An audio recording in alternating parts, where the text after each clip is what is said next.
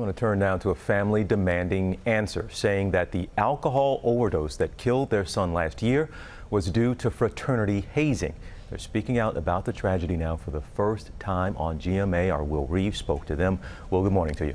Hey, TJ, good morning. With the exception of 2020, when many colleges were attended remotely in the throes of the pandemic, there's been at least one reported hazing death at a school, club, or organization every year for 60 years. The Hazelwood family believes their son Lofton was one of those victims.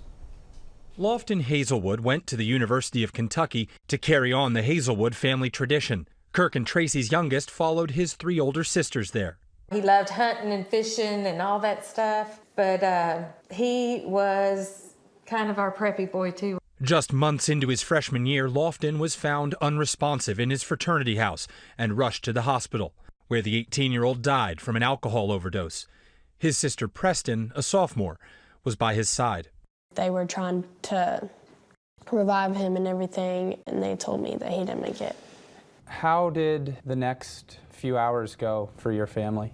It felt like days went by before my parents could get to me because it was a nightmare. They were 3 hours away, and I was by myself. We had to pull over about 30 minutes down the road is when they told us. And then it was hard. We had another 3 hours to go. It's not anything you want for anybody. It's horrible. The school's investigation finding Lofton consumed 18 shots of bourbon in just 45 minutes during a fraternity pledge event. According to the toxicology report, his blood alcohol content was a lethal .354. What were you told had happened? We were told that he showed up at the frat house that day totally stone sober.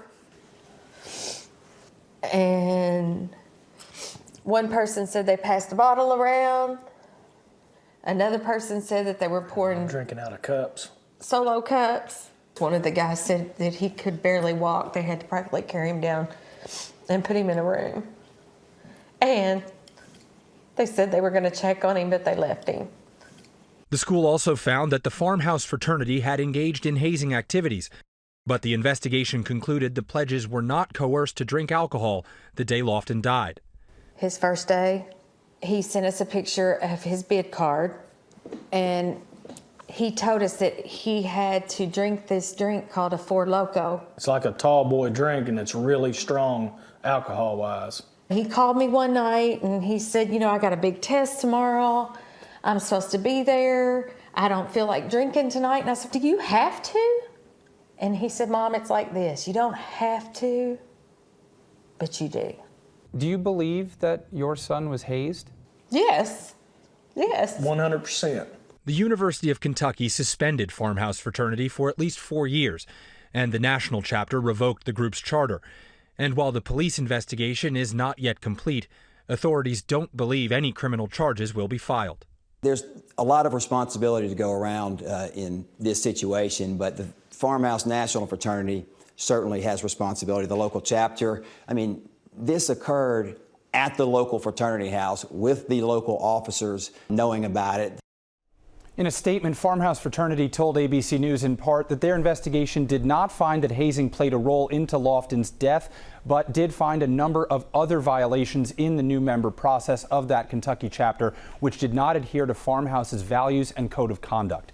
The Hazelwoods told me they intend on filing a lawsuit in the future, and they founded the Lofton Hazelwood Foundation to stop fraternity hazing and alcohol abuse so that no family loses a child like they did.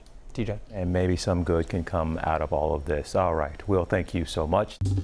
Well, hey there, GMA fans. Robin Roberts here. Thanks for checking out our YouTube channel. Lots of great stuff here. So go on, click the subscribe button right over here to get more of awesome videos and content from GMA every day, anytime.